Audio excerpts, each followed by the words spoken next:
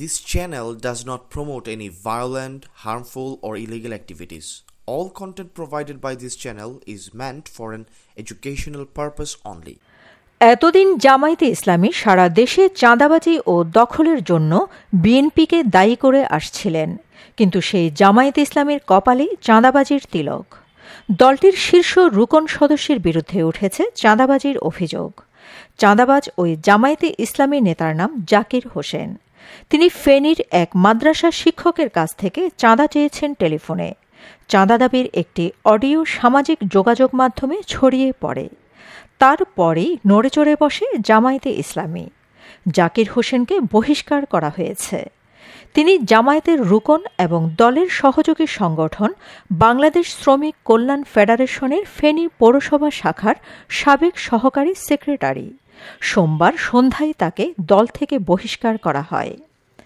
বাংলাদেশ জামায়াতে ইসলামী ফেনী জেলা শাখার প্রচার ও মিডিয়া সম্পাদক আনম আব্দুর রহিম স্বাক্ষরিত এক সংবাদ বিজ্ঞপ্তিতে জাকির হোসেনকে বহিষ্কারের বিষয়টি জানানো হয়েছে।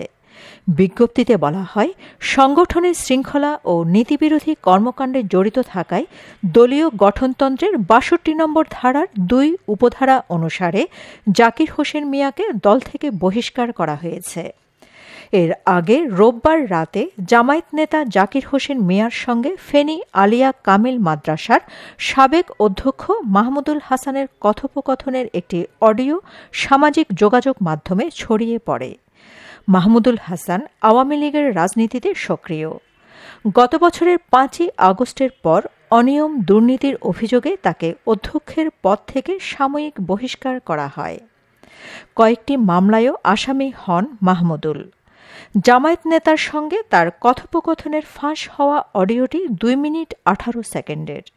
সেখানে মাদ্রাসায় স্বপদে ফিরে যাওয়া ও মামলা থেকে অব্যাহতির বিষয়ে জাকির হোসেনকে আগেও ৩ লাখ টাকা দেওয়ার প্রসঙ্গ তোলেন মাহমুদুল। এই টাকা খরচ হয়ে গেছে উল্লেখ করে জাকির হোসেন নতুন করে চাঁদা দাবি করেন। ভাইয়া আমি তো ওই আসি, বাসাতে আসি, ওই আর বন্ধু গিয়ার কাছে কোকাটে হাওনা আসছিলাম, বুঝছেন না? হেমিয়ারে কই রেখছিলাম, আইলে এনে আটে কোকা লাগবো। আই ফেনীতে একজন মানুষের কিছু আছে, লেনদেন আছে, দিতে হইব। তখন হেমিয়া যা বলে ব্যবসায়িক কি কাজে গাজীপুর গেছে, এখনো আই পৌঁছেন। আই অপেক্ষা করি কয়েকবার দিয়ে লাইছি ফোন।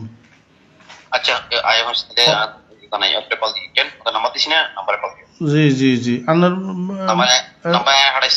আমির আছে না? আমির, আচ্ছা আচ্ছা ভাইয়া। ভাইয়া অন কত দিতাম ভাইয়া? অন তো একটু টানাটানিতে আছি, আপনি তো জানেন। সুবিধার বিষয় আছে, ঠিক আছে আমি দিয়ে আবার ওই মামলা এটা তো না ইউজ হয়েছে, খালি অংশ নিয়ে নেই এটা এখন নিয়ে সেকেন্ড অফিসে গেছে, ট্রান্সফার গেছে, না ইউজ। মামলার খরচ ভাইয়া আগে দিছি না ২ লাখ, আর লাগবো না? হেঁটে মামলা খরচ না আইইউ, ঠিক আছে সামনে বিবেচনা করে দিয়ে কিছু আবার আমরা দিব না, ইয়া ওই শীতবস্ত্র লাগবেন না। জি, মামলা বলে জামাই সহ ২ লাখের আগে দিয়ে ১ লাখ দিয়েছেন না ওসিল্লাই? হ্যাঁ, এগুলো শেষ, এগুলো দিছে। এটা আপনার এই জন্য মানে ওই আইইউ তো চেঞ্জ হয়ে গেছে, এটা আর কি এটা ডিসক্লোজ করে ফেলবে। ও নতুন আইইউ আইছে কেন? ও ভাইয়া অনেক কমিশন সারা বেনারে হিন্দি দিলাম ১ লাখ, ঘরে দিলাম ২ লাখ, অনগা আবার ওই। ঠিক আছে আমি এবার ইয়া করি, কল দিয়ে। আচ্ছা আচ্ছা দিমু ভাইয়া, এমিয়া একটু আইইউ। জি ভাইয়া, সালাম আলাইকুম। এই প্রসঙ্গে জেলা জামায়াতের আমির মুফতি আব্দুল হান্নান বলেন, বিভিন্ন অভিযোগের ভিত্তিতে জাকির হোসেন মিয়াকে বহিষ্কার করা হয়েছে। জামায়াত ইসলামী কোনো ধরনের অন্যায়কে প্রশ্রয় দেয় না।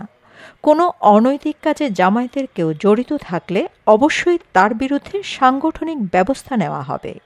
অডিওর বিষয়ে জাকির হোসেনকে কল করা হলে তার মোবাইল বন্ধ পাওয়া যায়। Shamima Chowdhury Shammi, BNA news 24।